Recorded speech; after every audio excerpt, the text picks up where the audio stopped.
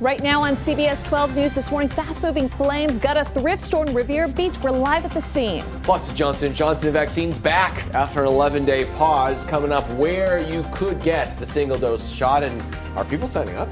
And a South Florida Sheriff's Office going against the governor's new anti-riot law. Why deputies are worried and how they will decide when to enforce it. It's a new day. This is CBS 12 News This Morning. Hey, good morning, everybody. I'm Matt Lincoln. I'm Ashley Glass. It's a Monday. We have a lot to get to. We're following that fire broke out at a thrift store in Riviera Beach last night. Our Madeline Montgomery will be live there in just a few minutes with the very latest. But first, I want to go to Matt and Lauren over at the Weather Center. Did weather, play a part in this at all? Well, the big thing here, of course, Lauren, is that the weather doesn't cause a fire like this to happen, but it can help it expand, right? Yeah, so it can help. Obviously, this was not a weather-related issue unless they find that it was, but there was no lightning around this area. But when you have a structure catching on fire, let's say it was near shrubbery or a forest or anything, that could cause the fire to potentially spread. Storm track radar is dry. We're still very dry on the drought monitor too. You'll see most of the area is under that abnormally dry condition. It's the dry season, so this is very normal to see. We are a little behind on rainfall for this time of year. Now, luckily, the fire was contained just to that specific building and was not in an area that was a little bit more rural where there were more, trees and shrubbery and things like that. Skies right now nice and dry across the area. The sun comes up in 45 minutes from now at 6:46, and then it sets at 7:50 this evening. So we're slowly getting more and more daylight outside. 60 degrees in Indiantown. We're at 59 in Okeechobee. Belle Glades at 64, 70 for West Palm. Boynton Beach at 72, 66 in Port St. Lucie, 65 in Vero Beach, 71 in Boca. It's a mild start to the morning, 60s and 70s out there. Overall, it's not too bad. Let's look at our hour by hour for today, though. We've got Vero Beach at the top, Boca down at the bottom, so southern Palm Beach County, per usual, getting a little bit warmer than areas across portions of the Treasure Coast. We could get close to about 80 degrees in Vero and then about 85 down in South County today. So a warm, but at least a nice sunny day out there. We're going to talk more about the rest of your week. That's still ahead. Matt, Ashley? All right, Lauren, thank you. 6:02 this morning, Riviera Beach fire crews are still working on a fire. It started a little before 8 o'clock last night. Happened at a thrift store on Broadway Avenue near Southwest 28th Street. And CBS 12 News' Madeline Montgomery is live on the scene. Maddie, what's it looking like now, and is everyone safe?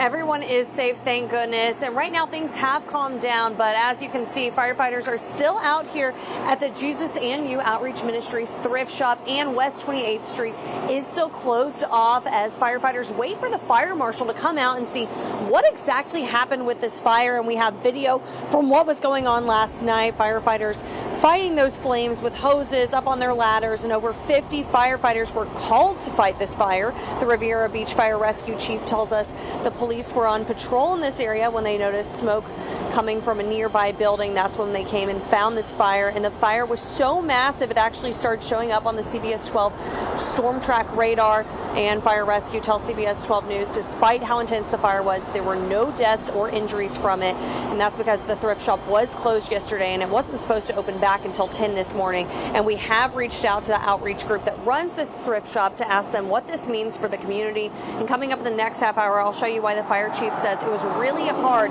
to put this fire out. For now, live in Riviera Beach, Madeline Montgomery, CBS 12 News. All right, Maddie, really glad no one was hurt in this. Absolutely. All right, let's take a look right now on our traffic, on-time traffic this morning in Fort Pierce, where we can see right now no slowdowns up in St. Lucie County, and also we are seeing no major incidents right now on the Treasure Coast or in Palm Beach County. Traffic trackers on the road, Riviera Beach and eastbound Blue Heron Boulevard. No issues there either. 6:03 now. The pause on the Johnson & Johnson vaccine. It's over. Federal vaccination sites in Florida have started using the single shot once again. Let's get right over to our Kara Duffy. She's joining us at the live desk with more on its return and the hesitancy surrounding it. Kara?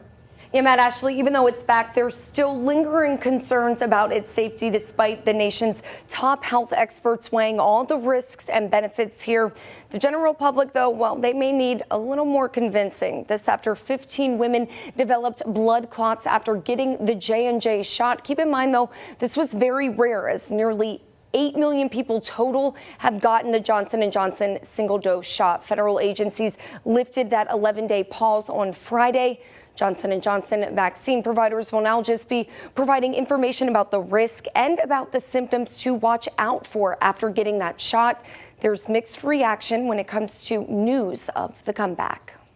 I have 3 kids and I'm busy, and I thought that would be more efficient and one less poke in my arm. I was signed up for the Johnson & Johnson, and then when everything hit about the blood clot, I have a history of blood clots from medication. And last week, the Palm Beach County Health Director told CBS 12 News that none of the county's Johnson & Johnson vaccine supply had gone bad during this little break here. Coming up in just a few moments, we'll have an update from the COVID alert desk on the new numbers just released from the CDC that shows just how many people are actually following up on that second dose shot when it comes to Moderna and Pfizer. Ashley? All right, Carol, we'll check back with you. Dr. Anthony Fauci says he doesn't think the pause will make people more reluctant to get the vaccine.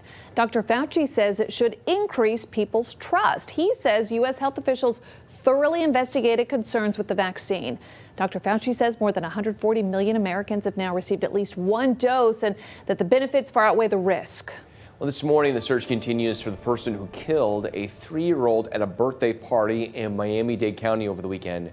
Here is that 3-year-old, Elijah LaFrance. Police say a 21-year-old woman was also shot and taken to the hospital. Detectives were out in the community handing out flyers in hopes of finding any tips yesterday. Incredibly sad there. Well, some South Florida deputies are being told not to enforce the new anti-riot law unless it's absolutely necessary.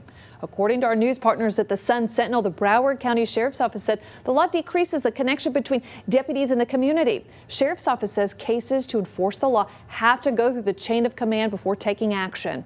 The law was signed by the governor last week, as we reported. People could face much more serious criminal charges if arrested breaking the law during a violent protest.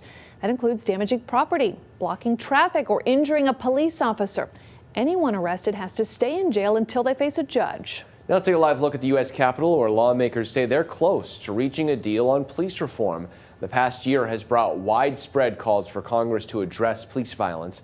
Right now, qualified immunity is the main sticking point holding up talks. That's the legal principle that protects officers from civil lawsuits.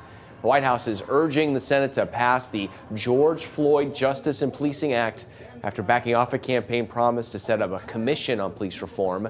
Democrats and Republicans say they're confident they can reach a deal by the end of May. Still ahead on CBS 12 News this morning, President Biden keeps pushing for his infrastructure plan as he almost hits 100 days in office, what the plan includes, and when he's set to address Congress. And who's ready for a European vacation? The continent is once again opening its doors, but not to all Americans. What you're going to need if you want to step foot on European soil this summer. And it's a nice start to our morning, 60s and 70s out there to wake up on this Monday, getting nice and warm as we head into the afternoon. We're going to talk about the rest of your week, too. That's next. Welcome back. All eyes will be on Capitol Hill on Wednesday. President Joe Biden will address a joint session of Congress nearly 100 days after he took office. This comes as the Biden administration continues to respond to the pandemic and work with lawmakers on his infrastructure proposal. President Joe Biden continues to lay out more details of his jobs and infrastructure plan. Proposal includes cutting child care costs and increasing paid family leave. To make this happen, the White House plans to nearly double the taxes for those who make more than $1 million a year. All right, check this out. Ingenuity doing it again. The helicopter taking its 3rd flight on Mars. There it goes. Whee! These images were captured by Perseverance rover's mast cameras. NASA says Ingenuity traveled almost half the length of a football field and increased its airspeed to 4.5 miles per hour. And man, So was it fast. tired after this. 4.5 miles an Needed hour. a break, right? He's Good quick. pace. Right. We think this is sped up, right? Obviously, this is a sped up 'cause video. that would be very, very slow. But that's exciting, seeing more flights. Hopefully, eventually, Perseverance doesn't have to follow it, and Ingenuity can just, run Do off its and be thing. free on its own. Yeah.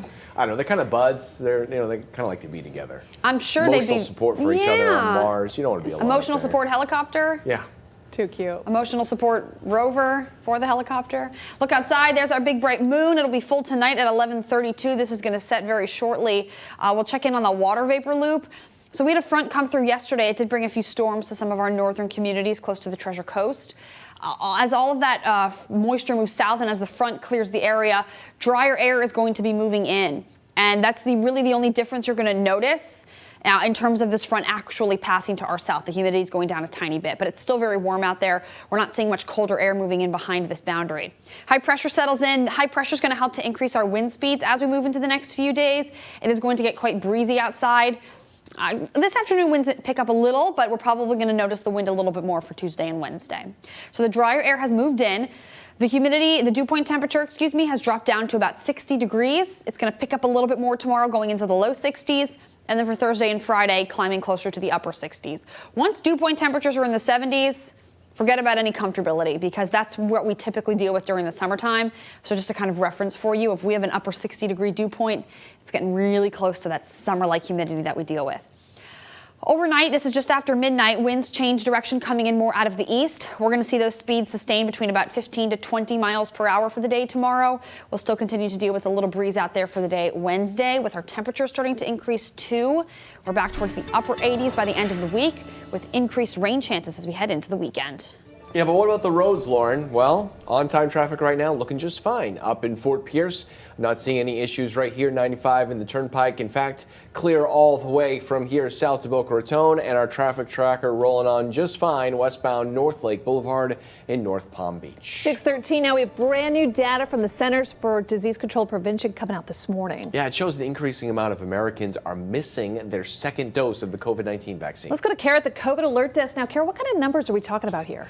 Matt Ashley, about 8% of Americans have missed their second dose of the COVID-19 vaccine. That number up from about 3.4% back in March. Keep in mind, though, the CDC says these numbers don't take into account for those people who got their first dose at one clinic but got their second shot at a different one.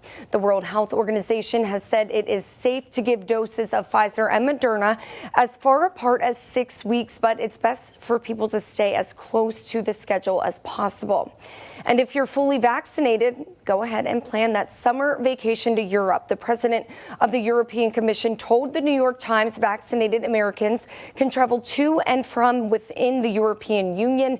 However, no specific timeline was offered as far as when exactly tourist travel might open up again or how tourists would prove that they've been vaccinated. The Miami Marlins minor league complex in Jupiter, Roger Dean Stadium, shut down over the weekend. This after at least 5 players and staff members tested positive for coronavirus. The pause is not expected to impact the start of the minor league season, which is set to get underway May 4th, 1 week from tomorrow. Yeah, Matt, Ashley? Glad it won't have an impact, Kara. A lot of people look forward to that. Well, I'm looking forward to baseball once again. All right, still ahead on CBS 12 News, a shortage of microchips is hitting the auto industry. And that's why experts say it could be a good time to sell your used car, maybe buy something new. We'll explain. Plus this. It's in our hearts, and it's really something we love. 2 women pushing to keep their community clean. We'll introduce you to their nonprofit organization, Talkin' Trash, in this week's Hometown Hero. Let's take a live look outside. 6:15. Look at those blues in the sky. It looks gorgeous. This is Singer Island. Good morning, friends in Singer Island. We're coming right back.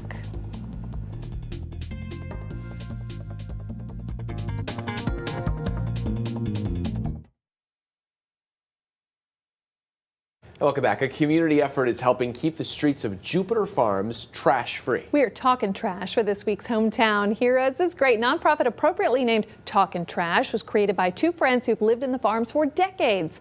They have monthly cleanups to help keep trash out of the canals. Kathy Moore and Felicity Oak say they started this organization 3 years ago to help keep the neighborhood clean, but more importantly, to raise awareness about protecting the environment.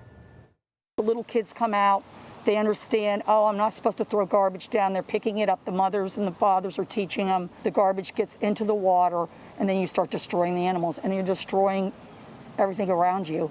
And it's really important to keep garbage off the grounds and have a clean community and protect the animals, because that's why we're out here.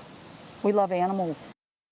And there are a lot of animals at Jupiter Farms, as we know. The women say this would not be possible if it weren't for the continued community support. And their cleanup this month was a big success on Earth Day. About 50 people out there. They collected dozens of bags of trash. Their next one's coming up on May 8th, right before they take a little break for the summer. I'll see the kiddos out there, too. If you'd like to learn more about Talkin' Trash, you can look for the story on the morning page of CBS12.com. Oh, we love what you're doing. Well, Delray Marketplace opened its doors this weekend.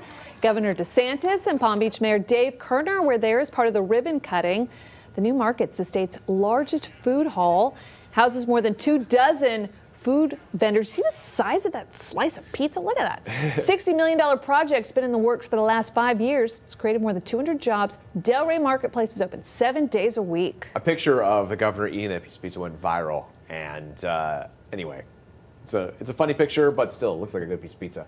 Hey, take a look at this. South Florida Fair kicking off May 7th. Both indoor, outdoor events. Of course, back in January, organizers held a mini fair with limited rides, but this is the big old thing. Starts on Friday, May 7th, goes to May 23rd at the South Florida Fairgrounds. This is odd here. Global shortage of microchips now causing supply and demand issues across multiple industries. Yeah, the automobile manufacturers are just one of the industries being impacted. Shelby Bracho went to a dealership to find out what this will mean for consumers. Like many other brands, Jaguar has decided to put a hold on the manufacturing of its XF and F-type models like this one. Now, the chip shortage has created an inventory shortage overall, making it a great time to sell your used car or to buy something new. And if you take the last 12 months, it's been the best 12 months in the 75-year history of our business. Ryan Salish, the general sales manager at Heron, Jaguar, Land Rover, and Volvo, says now the impacts of COVID are catching up. Right now we're having a harder crunch than we had even during that COVID time, and that's due to the semiconductors or the microchip shortage that's happening right now. A global shortage in microchips, which act as the brain of all electronic devices. In a typical car today, over 3,000 of these microchips. So without one component, it could be running anything from your tire pressure monitor to the odometer. So anything that's taking those, if there's a shortage, you cannot finish building the car. Ford and General Motors announced earlier this month they'd be cutting production at North American factories. And on Thursday, Jaguar Land Rover announced it would be suspending production at 2 factories in the UK. So manufacturers are trying to gauge what cars they should shut down, how to do it. At this point, we still don't know how long it's going to last. Meaning dealerships are stocking up on used cars. Especially with newer models, 20s, 19s. So people are getting top dollar for their used cars. I want to say the average car now is going for more than it was worth 2 years ago. Just last month, President Joe Biden announced his $2 trillion infrastructure plan, which includes $50 billion for research and assembly of semiconductors. It's not going to solve our problem now. It will solve it in a few years, which is what we need, especially with cars going electric cars and autonomous driving. President Biden's $50 billion proposal for semiconductor manufacturing and research has gotten bipartisan support. And while that's great news, the White House hasn't yet said how much of that money will go directly to the car industry. In Fresno, Shelby Bracho. Thanks, Shelby. Still ahead, President Biden set to mark his first 100 days in office. So, has he kept his campaign promises? We'll take a look. Plus, we have all the big highlights from the Oscars. We're going to run down the historic winners from Hollywood's biggest night. And it's a beautiful start to our Monday morning. Look how flat that water is. We're going to talk more about the rest of your day and week. That's all still ahead.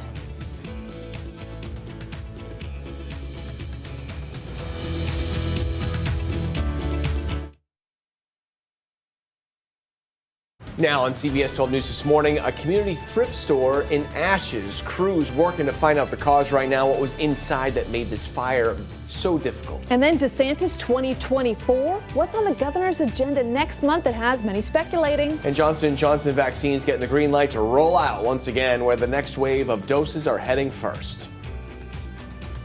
And another nice one out there for us this morning. A beautiful start to our Monday. We'll talk more about the rest of your day and week. It's a new day. This is CBS 12 News This Morning. Hey there, good morning. Hope you had a great weekend, everybody. I'm Matt Lincoln. I'm Ashley Glass. It's a Monday. Time, temperature, weather, always right there on your screen. But let's go to the expert, meteorologist Lorna Lesky. How's the Monday? It's a nice one out there for us this morning. You can see the flat water across the area. We'll step off screen for a second just so you can get a really nice look. This is out at the Juno Beach Pier. Really calm waters. The sun comes up for us in about 15-20 minutes from now at 6:46. You'll see on our water vapor loop, look at all of the dry air that we've got in place. This is going to keep our humidity down a little bit across the area today. Skies are going to be staying mostly clear outside as we move through the rest of our Monday. Overall, we are looking quite nice. A quick look at our temperatures too, and it's in the 60s and 70s. That lower humidity has allowed some of our northern cities where the lower humidity has moved in first to cool off. We're in the 60s across the Treasure Coast. We're down to 59 though in Okeechobee and Indiantown, 64 degrees in Belle Glade. Wellington's at 68 right now. This is the hour by hour for Sebastian today. Your temperatures are slowly warming up. You'll head towards about 78 by around 10 o'clock or so this morning, closer to 79 once we get to about noontime today. So your high today about 80 degrees or so. Everyone's headed into the low 80s for the afternoon high temps today, which is close to average for this time of year. Overall, not too bad. Heading into your Tuesday, once again, temperatures for tomorrow right around the low 80s.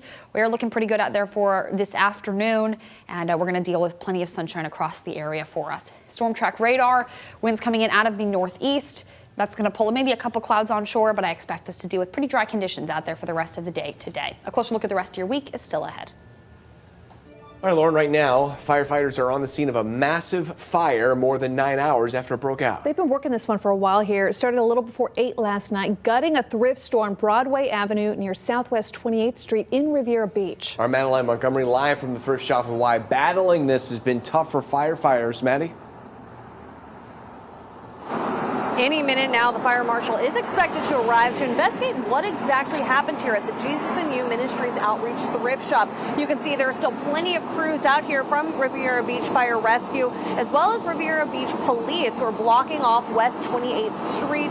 And they had 50 firefighters or so here last night fighting this blaze. It started a little before 8, and the Riviera Beach Fire Rescue Chief tells us the police were on patrol in this area when they noticed smoke coming from a nearby building, and that's when they called it in, and that smoke quickly turned into fast-spreading flames.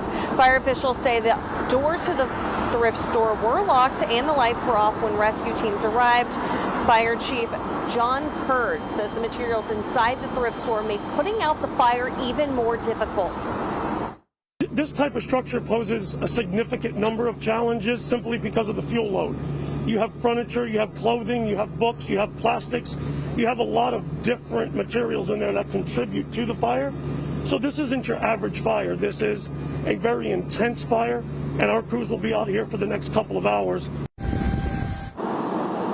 Fire Rescue tells CBS 12 News that despite how intense the fire was, there were no deaths or injuries. The thrift shop this fire happened at was closed yesterday, and they were not set to open until 10 this morning. And we have reached out to the ministry that runs their thrift shop. We're waiting to hear back to find out what exactly their plans are to rebuild and what impacts this will have on our community.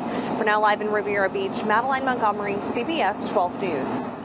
We want to turn now to the coronavirus crisis. Today, the Johnson & Johnson vaccine will be rolled out once again across Florida. The vaccine was pulled, as you know, from vaccination sites for 11 days after several rare blood clots showed up in patients and had to be investigated. Well, officials with the Centers for Disease Control and the Food and Drug Administration said the drug was safe and effective on Friday. Last week, Palm Beach County Health Director told CBS 12 News none of the county's supply had gone bad during this pause. The rollout comes as the demand to get the vaccine continues to dwindle. The Palm Beach County Health District is scaling down its operations and closing all 3 mass vaccination sites. The shots will instead be administered through the county's 3 mobile vaccine clinics. The healthcare district has proposed a timeline for when final shots will be offered at the mass clinics. You can find that information on our website, cbs12.com. And on the Treasure Coast, the vaccination clinic at the Treasure Coast Mall is closing. The last day to get a first shot of Moderna at this location will be Tuesday, May 4th. That's a week from tomorrow. And the last day to get the second shot will be Saturday, June 5th. New this morning, we're learning Governor DeSantis is set to speak at a Pennsylvania Republican Party function next month, fueling more speculation he could run for president in 2024. He's gained popularity from conservative leaders in his handling of the coronavirus crisis. Pennsylvania was a key swing state for the 2020 election. President Biden, as you know, won that state and its 20 electoral votes. As President Biden closes in on his first 100 days of office, he's turning to the next items on his legislative agenda. That's right. We are talking about the American Families Plan, and the president's proposal to pay for it includes laying the groundwork for raising taxes on the richest Americans. Let's go to Kara Duffy now at the live desk with what we expect this week. Kara?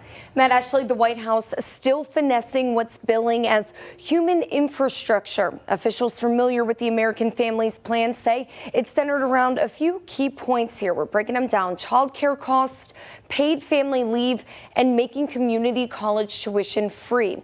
Now, in order to pay for the plan, the proposal could raise the top marginal income tax rate from 37% to 39.6%. This is for households making more than $400,000 a year. The White House also considering nearly doubling capital tax gains for America's richest. Take a listen. That will only affect people making more than $1 million a year. That's 0.3% of taxpayers. Yeah, and worries over the future tax increases certainly gripped Wall Street Friday. Fears even hitting cryptocurrencies, with Bitcoin below $50,000 per coin for the very first time since early March. The new family's plan is expected to be released ahead of the president's joint address to Congress on Wednesday. Matt. All right, Kara, right now, even more trouble for Matt Gaetz. Now federal authorities are investigating the Florida congressman for possible corruption tied to the medical marijuana industry. The prosecutors with the Justice Department's Public Integrity Section are investigating whether Gaetz accepted gifts, travel, and paid escorts in exchange for political favors. They're looking into a trip Gaetz took to the Bahamas in 2018 with an associate in the industry.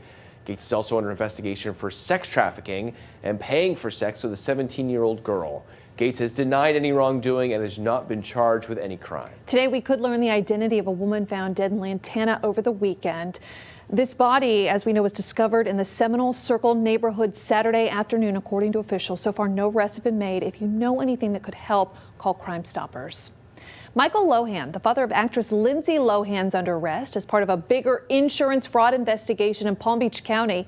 He's accused of bringing patients to treatment centers in exchange for illegal kickbacks. According to court documents, he's the president of Lola Recovery Ventures in Palm Beach Gardens. He's accused of directing patients to treatment centers who would then bill their insurance for unnecessary treatments. He's charged with 5 counts of patient brokering. Will it be the summer of green pools? What's in short supply and driving up the cost of maintaining your backyard pool? And President Biden's facing no shortage of challenges ahead of his first speech to Congress this week. Coming up, where things stand as the president approaches his 100th day in office. Welcome back. 6:38. Here's what's making headlines. Florida man and his 3 sons are accused of selling thousands of bottles of bleach marketed as a cure for COVID. Here's the really scary part. They sold more than 28,000 bottles of this stuff. Federal agents raided the property in Bradenton, that's just south of Tampa. According to court documents, the family sold the bleach through a company named the Genesis Church of Health and Healing. It's been 35 years since the Chernobyl disaster, and new research confirms that survivors did not pass on genetic mutations to their children. A team of researchers at the U.S. National Cancer Institute in Maryland studied 130 children born to parents with varying degrees of radiation to their reproductive glands. They say there was no increase in new genetic mutations in their children born from 1987 through 2002. The 1986 disaster killed 31 people when a nuclear reactor exploded and caught fire. Millions were exposed to dangerous radiation levels. A missing Indonesian Navy submarine was found over the weekend on the seafloor. 53 of its crew members are now confirmed dead. The submarine was found in 3 pieces. It had been missing since Wednesday. The Navy says a possible electrical failure could have prevented the vessel from resurfacing properly. Elon Musk thinks that SpaceX can help NASA meet its 2024 goal of landing astronauts on the moon. In 2019, the Trump administration directed NASA to make its first crew landing by 2024, with the ultimate goal of landing on Mars eventually. Well, SpaceX won the bid to build the next lunar lander. NASA says that at least one of the astronauts standing on the moon will be a woman, making her the first woman, of course, to set foot on the moon. The agency also wants a person of color to land on the moon as part of the program. Tonight, you're going to want to look up. You're going to see the moon. It's going to be big, and it's not pink, but it is the pink moon. These live pictures are from Singer Island. We don't see the moon anymore because the sun is up just enough. Of course, the moon tonight will be the supermoon, and around 11:30 tonight, when it moves closer to Earth, will be bigger and brighter. Why is it brighter, Matt? Because of perigee. Yes. And why is it pink? It won't actually look pink, though, Lauren? No, the pink moon it's given the name the pink moon. All the full moons are named something. So this is the pink moon because flowers tend to bloom this time of year. Pink is a spring color. Does that mean the wolf moon doesn't actually look like a wolf? It does not. Okay. If you squint your eyes the enough. blood moon doesn't. We should stop there. Yeah, that's generally like an October-ish moon. No, the wolf moon tends to happen in the wintertime when you can hear wolves howling. But if you squint your eyes just enough, you might see a wolf on the moon. So yes, this pink supermoon, it is super because it's within 90% of perigee. Perigee is when the moon is at its closest point to orbit, and then apogee is when it's at its furthest away from Earth around as it orbits. This is really for anything, any planet, anything, any star, any moon. They all have a perigee. They all have an apogee. So the moon is going to be within 90% of perigee when it makes its full mark this evening. At 11:32. So the moon has set for us, which is why we can't see it outside anymore. It's coming back up tonight at 7:34, and then it will be full at 11:32. So about 4 hours later, and then it's going to set again tomorrow morning at 7:11. So we'll be able to see it for most of the morning show again tomorrow. Live look outside from the airport camera. We're looking off towards the northeast. We've got some clouds off the coastline for us this morning, but overall, not a bad start. We'll jump into that marine forecast for today. Nice and warm, plenty of sunshine out there. We've got a north-northeast wind, again, 10 to 15 knots. The waves are breaking anywhere from 2 to 4 feet. High tide is at 7:55 this morning. We'll hit low tide at 2 o'clock this afternoon. Moderate risk of rip currents out there for us today. We still have some moving water outside. Again, that northeast wind at 10 to 15 knots. If you're headed inland to Lake O, winds out of the northeast around 5 to 15 knots. Lots of sunshine to go around that area today. Your water temps at about 73 degrees with a lake level just over 14 feet. And you've got a moderate chop out on Lake Okeechobee today. Our skies are going to be staying clear. You can see on Storm Track radar, hey, we're nice and dry outside. High temperatures today, warm towards the low 80s. We're going to slowly increase those temps as we move through the next several days. Our temperatures then hit the upper 80s on Friday. Could see another front moving in, maybe bringing us a couple of showers this weekend. We've got time, temperature, weather on your screen at all times. Right now on time traffic, taking a look, Wellington to West Palm Beach, drive just about 11 minutes if you're heading down southern. We are not reporting any major issues in our area as our traffic tracker is on eastbound Beeline Highway in West Palm Beach. That's just your normal traffic of this time of the morning. This week, President Biden's marking his first 100 days in office with his first address to a joint session of Congress. It's a significant milestone for any new president, of course. This one marked with a pandemic and ambitious legislative proposals. National correspondent Atra El-Nashar has a preview of the president's big week. President Biden closing in on his first 100 days in office, looking back on his accomplishments. 200 million shots in 100 days, in under 100 days, actually. Doubling his original vaccination goal, passing the American Rescue Plan, announcing a new timeline for withdrawing troops from Afghanistan, and signing executive orders on guns. There is only so much, however, that a president can do through executive action. The vice president detailing what's ahead for the administration's toughest challenges, like immigration. It's not going to be solved overnight. It's a complex issue. Listen, if this were easy, it would have been handled years ago. Republicans in Congress making it clear how they've seen the past 3.5 months. House Minority Leader Kevin McCarthy calling it a bait and switch. The bait was he was going to govern as bipartisan. But the switch is he's governed as a socialist.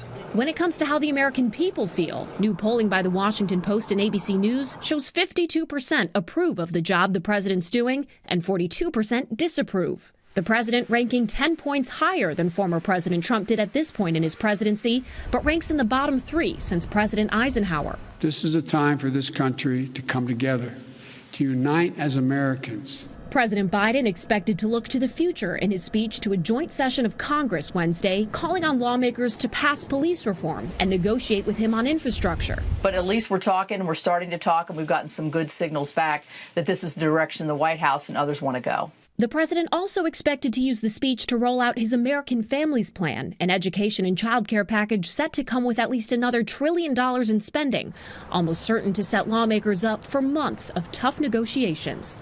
On Capitol Hill, I'm Atra El-Nashar reporting. All right, amateur anglers, pro fishermen, listen up here. The Florida Wildlife Commission will hear a proposal next month to lift the ban on killing the Atlantic Goliath grouper. The protections for the giant fish have been in place for over 3 decades. The Wildlife Conservation Commission says any harvest seasons would be tightly controlled. The proposal is scheduled to be discussed at the Commission's next meeting on May 12th.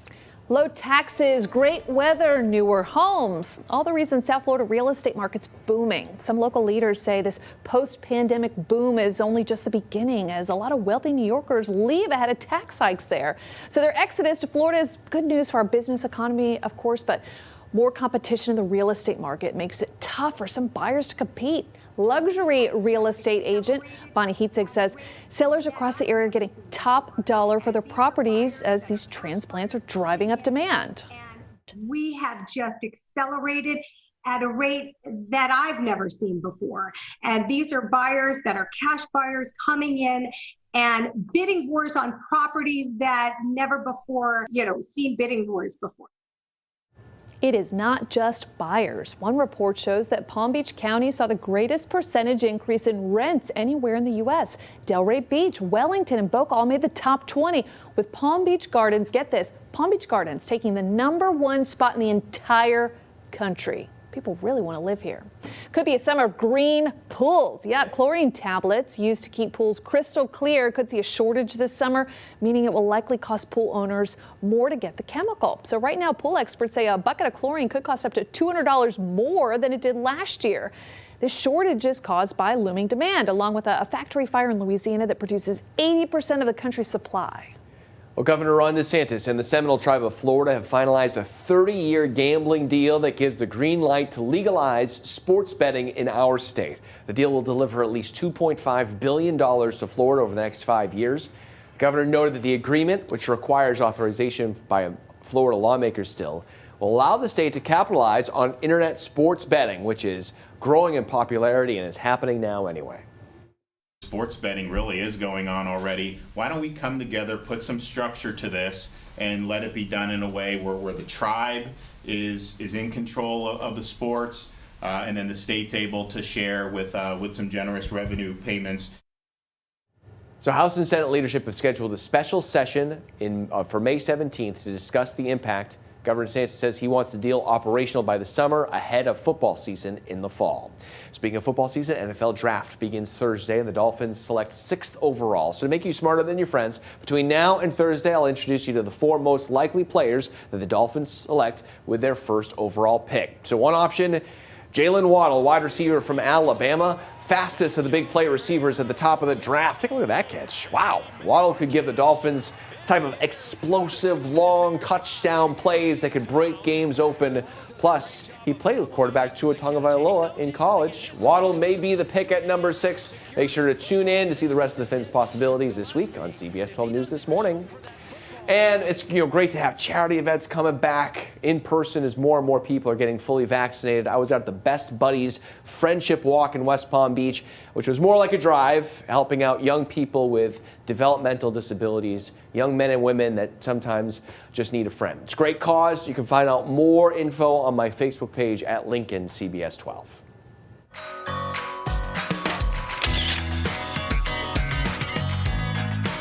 Hey, it's Mugshot Monday. Thanks to our loyal CBS 12 News This Morning viewer, John German, for sending this one in. It says, "I love Grandpa" from Universal Studios. It's kind of a throwback mug, too. Yeah, Woody Woodpecker. You don't see a lot of mugs with Woody Woodpecker on them anymore. Love this. I love it, too. This cup actually belonged to his dad. Head to my Facebook page, Ashley CBS 12 News. I'd love to see your favorite coffee mug that gets your Monday morning going. This is a story a lot of people will be talking about today. The 93rd Academy Awards had a few historic moments last night. Chloe Zhao became the first Chinese woman and the first woman of color to be awarded Best Director for her work on Nomadland, which also took Best Picture. And for the first time ever, almost half of the acting nominees were people of color. Yoo Jin-yoon was the first Korean woman to win Best Supporting Actress. Still a shocker that Anthony Hopkins won for The Father for Best Actor over Chadwick Boseman. Shocker last night. All right, still ahead. Everything you need to know to start your day and your weekend. All the top stories in just 3 minutes. It's the Morning Rush next. Live look, Juno Beach. Good morning, everybody, including that one person right there who looks like he's doing some early morning fishing out at Juno. We'll be right back. And now, the Morning Rush, sponsored by your South Florida Honda dealers. And let's keep the morning going. All the big stories happening now. Morning Rush starting now with Kara.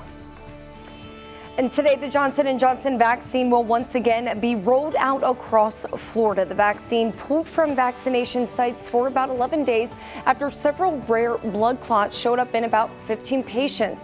On Friday, the nation's top health officials said the drug was indeed safe and effective. Last week, the Palm Beach County Health Director told CBS 12 News none of the county's supplies had gone bad during this break. The European Union's opening up travel to Americans who've been vaccinated. No specific timeline on this or details on how tourists should prove they're vaccinated. Recent data from the CDC says nearly 30% of Americans are now fully vaccinated. Well, President Biden is promising to help India deal with an explosion of COVID-19 cases. The White House says the U.S. is working around the clock to send drugs, rapid tests, PPE, and ventilators as hospitals there struggle to treat a flood of patients. The White House also announced it will fund a substantial expansion for BioE. That's a vaccine manufacturer in India to help provide 1 billion doses by the end of next year. Right now, firefighters are still on the scene of where a massive blaze lit up the night sky. The Jesus and You Ministries Outreach thrift store caught on fire around 8 last night, and firefighters say this was particularly difficult to put out because of what's inside: furniture, books, and plastic. Thankfully, no one was hurt or killed.